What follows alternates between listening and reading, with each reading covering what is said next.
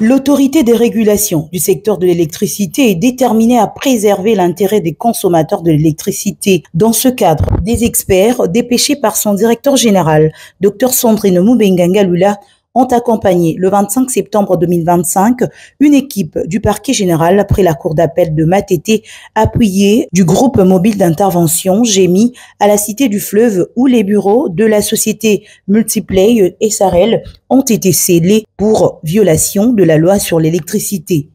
Rappelé à l'ordre plusieurs fois par l'ARE après avoir reçu les plaintes de surfacturation de l'électricité déposées par les habitants de la Cité du Fleuve, la société Multiplay SRL a vu ses portes fermées pour non-respect de la loi de 2014 relative au secteur de l'électricité qui établit le principe de fixation des tarifs de l'électricité. Cette fermeture des bureaux intervient après l'ouverture d'une procédure judiciaire, Multiplay SRL n'ayant daigné se conformer à la loi. Celle-ci surfacture l'électricité desservie par la Société nationale d'électricité à plus de 50% et fixe les tarifs en rand, monnaie de l'Afrique du Sud. Avant que le parquet ne mette l'action publique en mouvement, l'ARE a dépêché plusieurs missions d'investigation en vue de comprendre sur quelle base cette société exerce ses activités.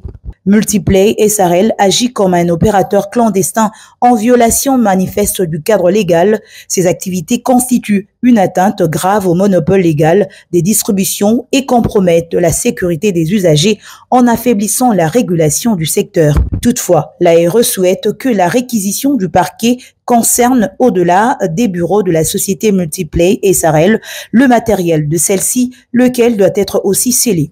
Lors de cette descente, ici est de le souligner, les responsables de Multiplay SRL ont opté pour l'absence volontaire au rendez-vous, une façon de refuser l'accès à leurs installations. Nonobstant cela, les experts de l'ARE ont pu identifier les installations. Aussi ont-ils relevé des risques techniques et sécuritaires, c'est-à-dire des câblages non conformes, l'absence de dispositifs de sécurité et exposition élevée aux inondations. Techniquement, l'ARE encourage la collaboration avec la SNEL SA pour isoler la ligne d'alimentation et couper toute source d'approvisionnement aux installations illégales.